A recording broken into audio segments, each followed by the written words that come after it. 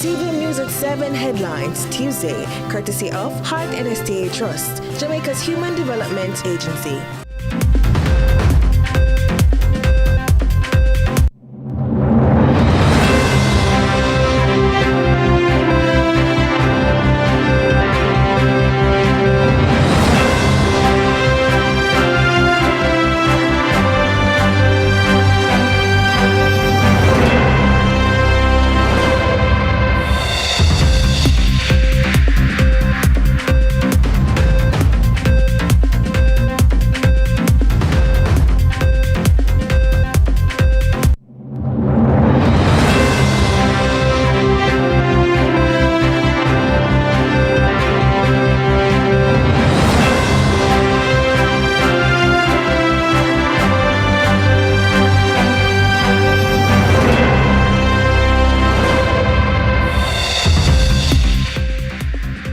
Tonight in CVM News at 7, infighting. Government minister threatens legal action against JLP councillor over defamatory voice notes. Stop fighting Ganja. Mark Golding slams continued destruction of Ganja farms. And sweet deal. Government adjusts sugary drinks tax after industry pushback. In the business report a little later on, Joel Kroskill has something special, and in sports, Reggae Boys captain says squad fully focused ahead of New Caledonia clash.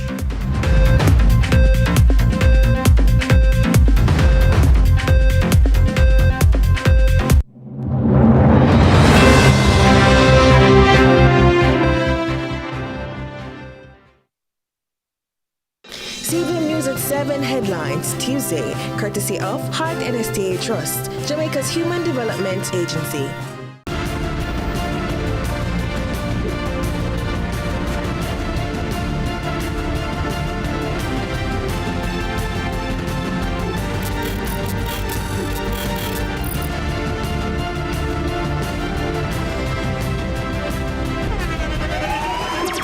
The internationally acclaimed On Stage with Winfred Williams. At a new time, Saturdays at 8 p.m. on CVM TV. So much more than entertainment. CVM News at 7 Tuesday, brought to you by New KFC Saucy Wings. Available in sweet and red chili and citrus chipotle barbecue. KFC, it's finger lick.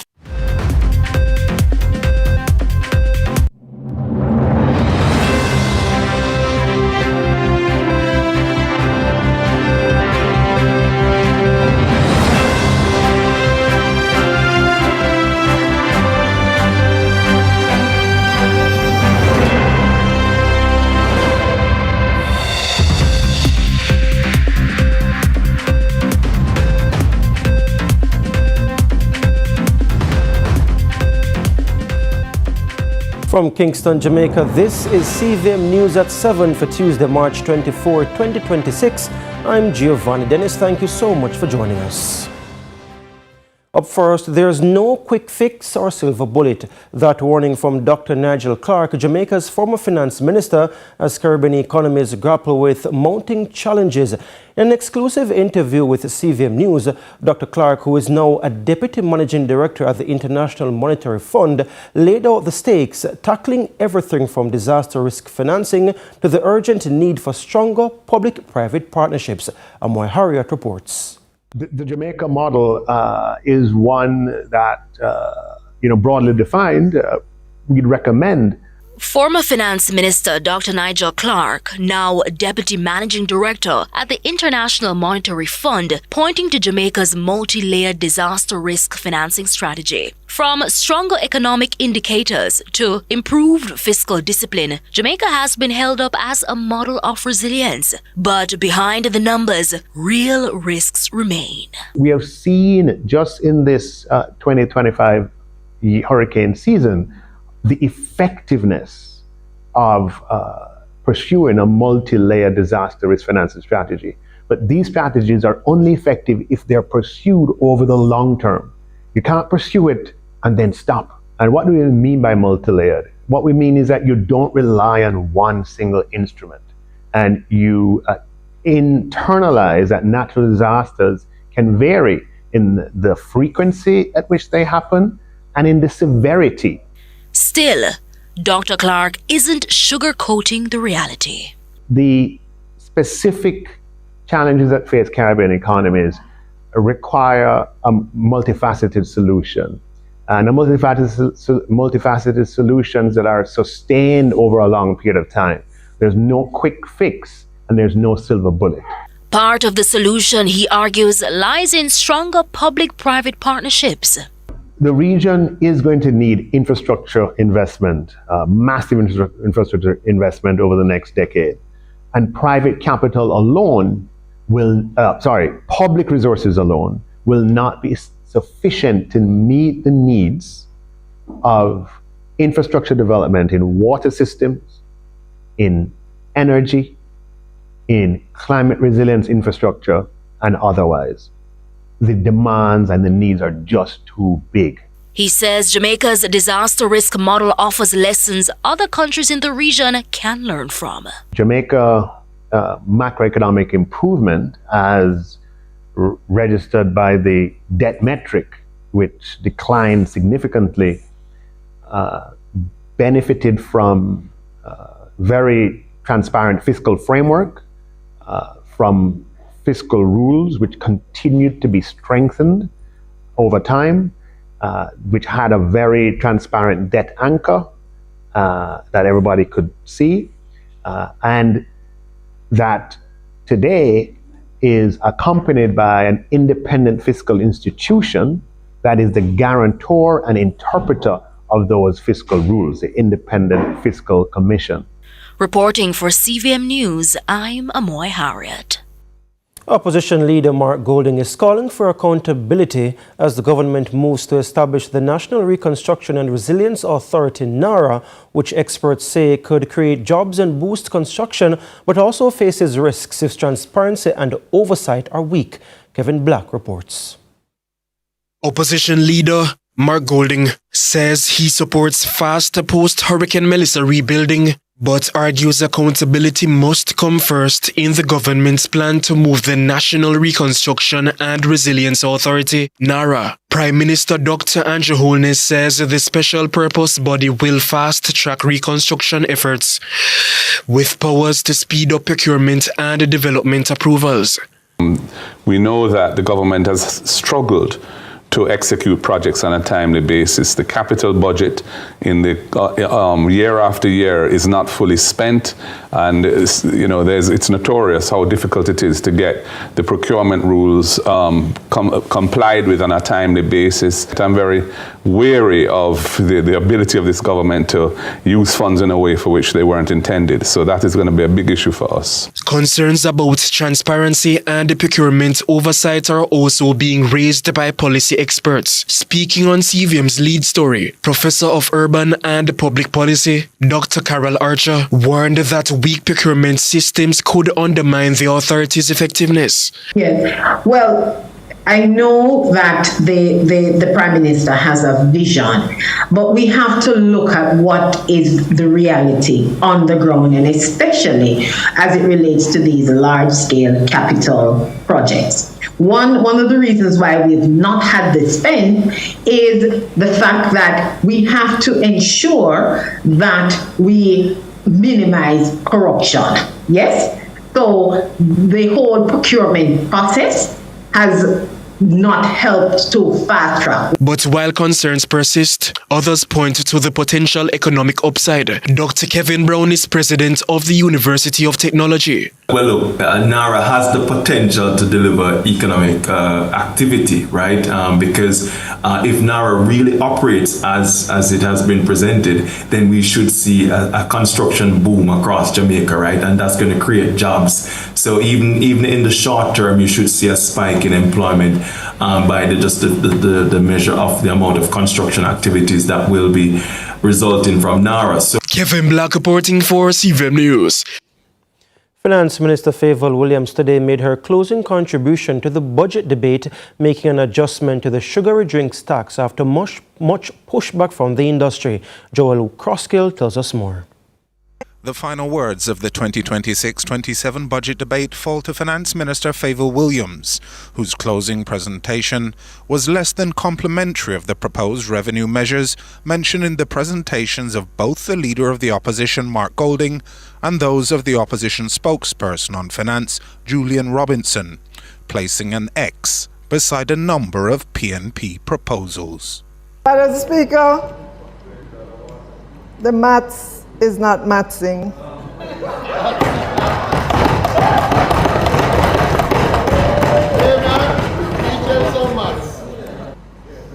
Madam Speaker, the Leader of Opposition and the spokesman on finance both spoke to e-invoicing to generate additional revenues.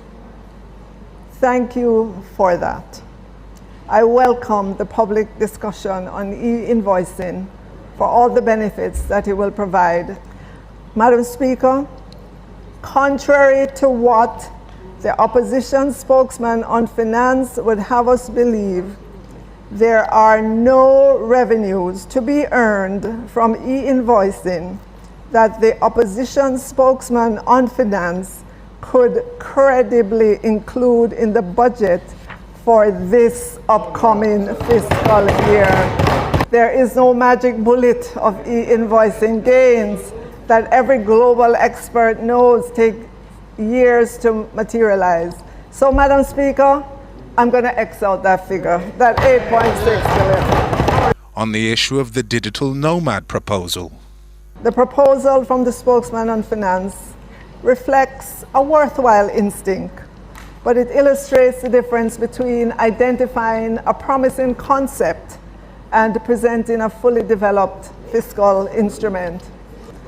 Madam Speaker, the issue is not that the idea lacks potential, but that it has been advanced without the level of policy architecture, implementation detail, and fiscal realism required for serious budget planning.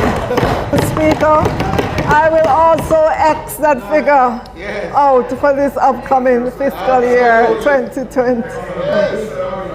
Minister Williams then addressed the opposition's proposal to take an additional $1 billion from the Bank of Jamaica. Of all the things the spokesman on finance said, the one that alarmed me the most is that he said he would take, and that was his word, he would take an additional $1 billion from the Bank of Jamaica. Madam Speaker, the Bank of Jamaica, by law, Mr. Lawyer, opposition leader, yes, determines the level of dividends that can reasonably be transferred in any year to the central government. There are strict guidelines in law. It is not advisable that the Minister of Finance calls the Bank of Jamaica and takes an additional $1 billion. So what happens if you need $20 billion, $100 billion, $200 billion? Would you simply take it? A government cannot simply ask the Bank of Jamaica for funding. The amendments to the Bank of Jamaica Act, which established the inflation targeting regime and central bank independence, places explicit and intrinsic guardrails around how resources can move from Bank of Jamaica to government. And so I say to the opposition spokesman on finance, do not try to sell to Jamaicans the notion that you can simply take $1 billion from the Bank of Jamaica. We've worked too hard to achieve a relatively stable inflation environment for anyone to try to undermine that very important pillar of our economy. Joel Crosskill, CVM News. We take a break here on CVM News at 7, but stay with us. Much more when we come back.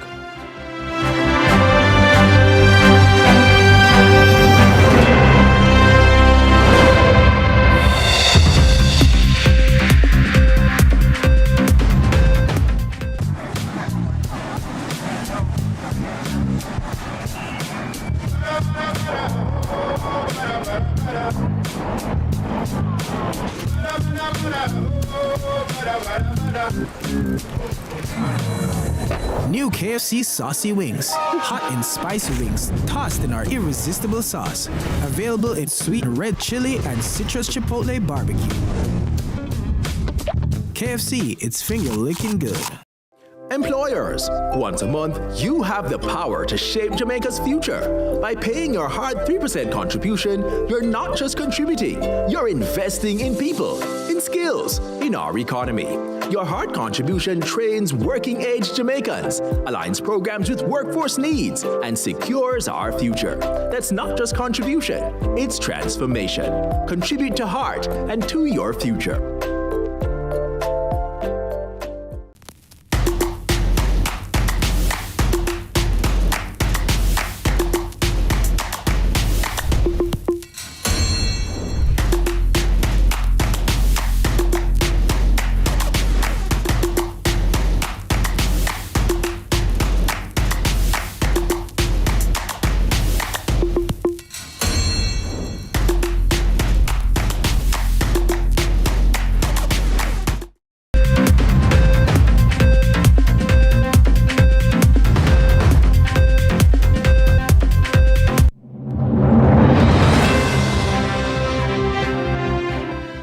Welcome back. We're continuing the news and we continue with Minister Williams' critique of the opposition's budget proposals.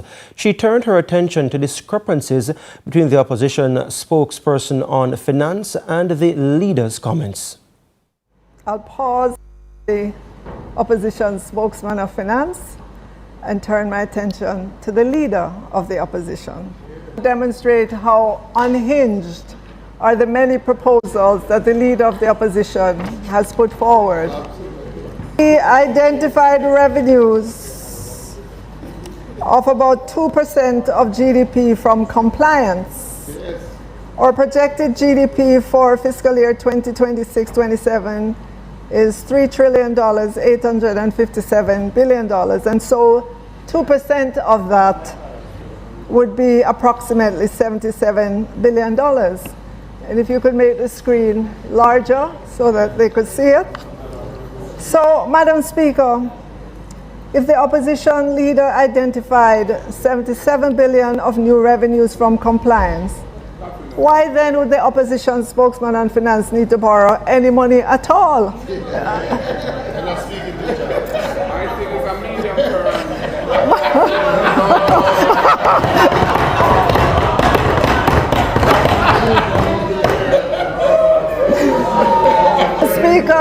Madam Speaker, it appears the left hand is not coordinating with the right hand.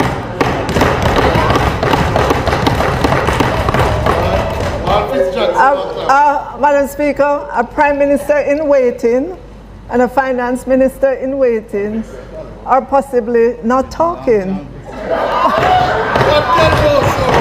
What can go so? Concerns are mounting tonight about the state of Jamaica's ganja industry. Speaking on CVM's lead story, opposition leader Mark Golding argued that the sector remains largely underdeveloped a decade after legislation was passed to regulate it. Scores of policemen and women destroying over 2 acres of ganja. This was St. Elizabeth recently, a painful sight for small ganja farmers. Because that's bad for the local farmers, you know, and the people who doesn't have a license. So you're rejecting the farmers who raised farmers from the 80s when helicopter was flying, destroying our herds from the white girls' days. That's how we jump rocks, break our feet, and still continuing. We think the police them feel low the small farmers, make them farm to can maintain them kids, plant them herbs, maintain them kids. And we can less crime too. Make less crime. Over a decade after Jamaica's laws were changed to allow for the establishment of a medicinal marijuana industry, opposition leader Mark Golding says he's not satisfied with the current state of the sector. As Justice Minister in 2015, Mr. Golding had piloted the amendments to the Dangerous Drugs Act, which decriminalized personal use of ganja and laid the framework for a medical marijuana industry. But the opposition leader says the sector should be much more developed by now. The government has shown an ineptness. They do not manage regulatory frameworks and legislative developments in a timely manner. The interim regulations that were put in place, which we drafted, should have been reviewed, adjustments should be made, because the licensees in the industry have a lot of complaints about the way in which the industry is functioning. Mr. Golding is concerned that the medical marijuana industry in Jamaica is not facilitating the involvement of small ganja growers.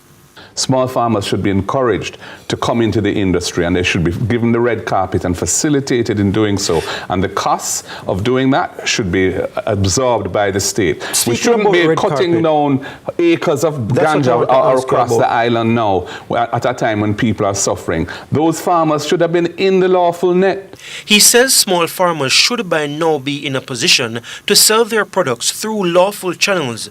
He is also criticizing what he sees as the inadequate development of export markets for Jamaica's medical marijuana. Jampro should be actively seeking export markets. Germany, for example, is a massive market where they have decriminalized medicinal use, and there are many others. The Cannabis Licensing Authority was set up under the 2015 law that amended the Dangerous Drugs Act to establish and regulate Jamaica's legal ganja and hemp industry. As of February 2026, the authority had reportedly issued close to 200 licenses for operators at different stages of the industry, including growing, processing, retail sales, and research. A political firestorm is brewing within the ruling Jamaica Labour Party as a senior government minister moves to take legal action against a fellow party representative. Attorneys representing State Minister and the Central Kingston Member of Parliament Donovan Williams have issued a 48-hour ultimatum to Councillor for the Raytown Division Rosalie Hamilton over what they describe as defamatory statements circulating on social media. Akeem Orrit reports. A legal showdown now looms between two political figures operating within the same constituency and political party. Lawyers representing Kingston Central MP and the Labour and Social Security State Minister Donovan Williams have issued a strongly worded cease and desist letter to longtime councillor Rosalie Hamilton, demanding an immediate retraction and apology for statements allegedly made in voice notes now circulating widely on platforms like WhatsApp and TikTok. The attorneys argue that the claims are wholly untrue and have damaged the minister's reputation. They contend that the viral nature of the content has amplified the harm, causing embarrassment and distress to the MP. The councillor for the Raytown Division, Rosalie Hamilton, on a phone call with CVM News, says she had nothing to do with the voice notes being circulated on social media, as she was talking in a WhatsApp group of which the MP is a part. Williams, who has represented the area since 2020, and was elevated to State Minister in 2025, secured a narrow victory in the last general election. Hamilton, meanwhile, serves at the municipal level as councillor for the Raytown Division. According to reports, the voice notes at the centre of the dispute have been widely circulated, prompting swift legal action. Williams' attorney are demanding that Hamilton remove all offending content, cease making further statements, issue a public apology approved by legal counsel, and confirm compliance within 48 hours. The attorneys warn that failure to comply could result in defamation proceedings being filed in the Supreme Court, along with applications for injunctions and other legal remedies. Up to news time, there has been no public response from Councillor Rosalie Hamilton. However, with the 48-hour deadline now in effect, attention would be focused on whether this political dispute is resolved quietly or escalates into a high-profile court battle. Reporting for CVM News, I'm Akeem Orrit. A senior accounting officer of the Jamaica Constabulary Force and a former soldier of the Jamaica Defence Force have been charged on multiple counts of embezzlement and breaches of the Firearms Act, according to reports from the major organised crime and anti-corruption agency MOCA. The agency and other security analysts say these investigations should improve the level of public trust in oversight bodies. Crystal Williams has the details. The major organized crime and anti-corruption agency, MOCA, has won 2 cases against members of the police force in court. Director of Communications at MOCA, Major Basil Jarrett, says the cases reflect the breadth of MOCA's work. MOCA has always enjoyed a very high prosecutorial success rate. This is down largely to the quality of the investigative work that we do as well as a very meticulous approach taken by our legal team. These convictions today underscore the wisdom in that approach, and we believe that it will continue to give us the type of success that we're seeing now. On March 13, Gwendolyn Ward, a JCF clerk, was charged with falsification of accounts, forgery, and embezzlement. The matter arose from a MOCA investigation launched in 2015 following a report from the JCF finance branch into a fraudulent allowance scheme involving JCF personnel. In a separate matter, also on March 13, Garrick Lewis, a 25-year-old former JDF soldier, was sentenced in the Supreme Court Gun Court Division for breaches of the Firearms Act. Lewis had been arrested after MOCA executed a search and seizure warrant at his residence in November 2024 in connection with an ongoing cybercrime investigation. According to Anthony Clayton, professor of Caribbean Sustainable Development, it is very difficult to win the fight against crime unless the security forces are clean and professional institutions. For a long time, our ability to fight against crime in Jamaica was impeded by the corruption within the JCF. And we have made really substantial progress in terms of cleaning up the force. And it's thanks to initiatives like this from MOCA. And they have been persistent and diligent and unrelenting. And these latest arrests, one JCF officer, one JDF officer, have demonstrated again that they are determined to give us the clean and professional forces, security services that we need. Social and political commentator Dr. Nadine Spence says this is an indication that no force is perfect and that oversight bodies such as JCF and JDF are able to investigate themselves. There's a way in which one could say, okay, this confirms what we know, but there's also a way that we can say this certainly means that where there's corruption, they'll be found out and arrested and taken before the courts. Crystal Williams reporting for CVM News. Sumfest stakeholders are optimistic about the economic turnover the festival will have on the country's economy and the tourism, despite the change in venue. Now, since the announcement of the new change in the venue and the one-night staging of Reggae Sumfest, along with it being moved from Catherine Hall in St. James to Plantation Cove in St. Anne, it has sparked several questions and doubts around the venue's readiness and traffic control. Natasha Williams reports.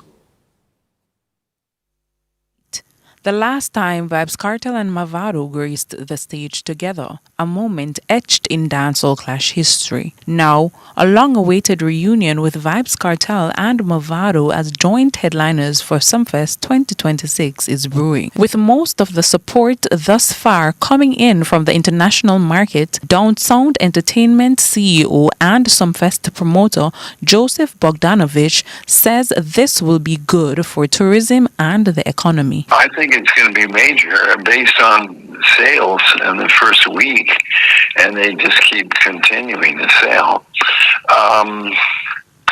People are coming. I mean, 74.5% of the tickets sold in the first week. You know, they came from the U.S., they came from Canada, they came from the U.K., they came from the islands. They'll be flying in here, you know, bigger than what happened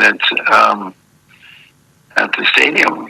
For the first time, Sumfest will be staged at Plantation Cove, St. Anne, and for one night only. Vonnie Koromanti Meikle is the venue's corporate affairs and compliance manager. What we are doing is extending the multiplier ripple effect of the festival. It means that all accommodation in Trelawney, in St. Mary, in Kingston, in St. James, they will make more money. And the fact is, more people can hold in our venue. So it's not just about how many heads rested in Montego Bay beds. It's now about all the heads resting through all the parishes of Jamaica so that the economy can boom. I'll give this to you. I'm sure this Sumfest is going to be the biggest US dollar influx from the festival from inception. I'm willing to put my head out there and say so. She argues Reggae Sumfest is a cultural event directly benefiting several hoteliers, vendors, and other local commercial local businesses. A major concern about events held at Plantation Cove is the impact on traffic. Commanding officer for the St. Anne Division, Senior Superintendent Carlos Russell, says discussions are now underway. We have been speaking to the promoters via phone. So we have a meeting coming up sometime next week where we'll be discussing the traffic plan and some other and site visits and all of those. So we have not done a site visit in relation to this event as yet, and we have not had a face-to-face meeting. So next week we'll be having some meetings to discuss the way forward. Natasha Williams, CVM News. Now, Finance Minister Favour Williams closed the budget debate in Parliament today with what may be described as a sweet deal and adjustment in the sugary drinks tax. Now, this and some of the points from our presentation will be the focus of lead story tonight as Jody and Quarry now tells us what we should expect. Hi, Giovanni. We are having a discussion tonight about what we are to expect coming out of a budget that is dealing with a world that has changed. When the budget started, we're leaving a whole different world on March 24 thanks to oil price shocks. We priced that budget at $60 a barrel. We're looking now potentially at $100. What does that change for every single plan we have to rebuild? Stay with us at 8 to discuss. All right, and we take a break here on CVM News at 7, but stay with us. Much more when we come back.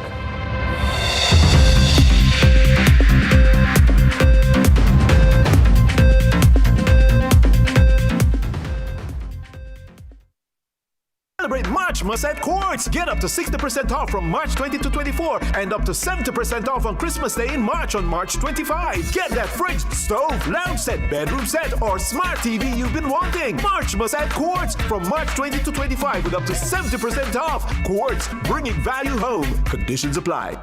New KFC Saucy Wings. Available in sweet red chili and citrus chipotle barbecue. KFC, it's finger licking good. The time by KFC is 7:30. On March 28 at 6 p.m., John Mark Wigan presents his album launch, By Fire, live at the Jamaica College Auditorium. By Fire features the likes of Kevin Downswell, Rondell Positive, Alicia Taylor, Gilead Collective, Genesis Praise Squad, Audia Spencer Brown, Ryan Davis, Prince Saj. General tickets $4,000. Sponsored by JP St. Mary's, Credit Unions of Jamaica, Honey Bun, Chicken and Things, CVM, Love 101, Green Room Studios, Painted Lady Studios, Crosslinks Production, Imperium Gospel Limited. Proceeds support the Student Housing Initiative.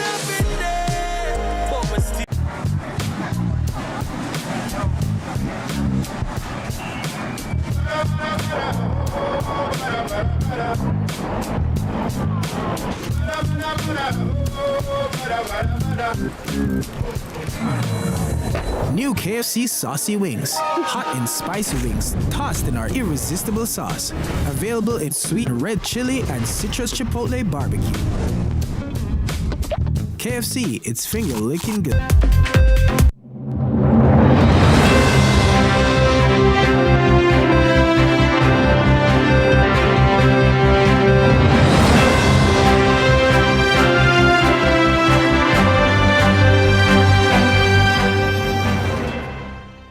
Welcome back, and we return to today's budget debate as Minister Favour Williams also informed the nation of an adjustment to the proposed Special Consumption Tax, SCT, on sweetened beverages. The original announcement of a rate of 2 cents per milliliter was made for reasons of administrative simplicity. A volumetric tax is straightforward to calculate, to collect, and to verify. However, stakeholders pointed out, and we agreed, that a flat volume-based tax does not vary by sugar content and therefore does not distinguish between a low sugar and a high sugar product. We took that concern seriously, and because health has always been the underlying intent of the measure, we have redesigned the SCT to be based. Now, the change in approach follows consultation with importers and manufacturers to find a more palatable solution. Consumption tax on non-alcoholic sweetened beverage will therefore be levied at a rate of 22 cents per gram of added sugar rather than on the volume of the beverage. Madam Speaker, this change will require some lead time for manufacturers, importers, and our tax administration to prepare. As a result, the SCT will go into effect on May 1, 2026 instead of April 1, as previously announced. Madam Speaker, the logic of this design is simple and principled. It is the sugar that causes the harm, so it is the sugar that should be taxed. A beverage with no added sugar will attract no SCT. A beverage with modest added sugar will attract a modest SCT. A beverage with higher sugar content will attract a higher SCT directly and proportionally. This is Road traffic injury is the leading cause of death for persons aged 5 to 29 worldwide, according to studies by the International Road Assessment Program. Even though the Vice Chairman of the National Road Safety Council, Dr. Leishan Jones, reports a 34% reduction in road fatalities for 2026 to date, he says this number is still far from the numbers suggested by the World Health Organization. And when we look at the data in Jamaica, we have a whole lot of people who are dying between age 18 and 49. Over 50% of those who die on our roads are dying in that age group. So it's a huge development problem. We have not had it addressed adequately through the NAA or whatever agency is responsible for doing so. The problem with roads is a major issue. It's now time for regional and international news with Marshall Hazley.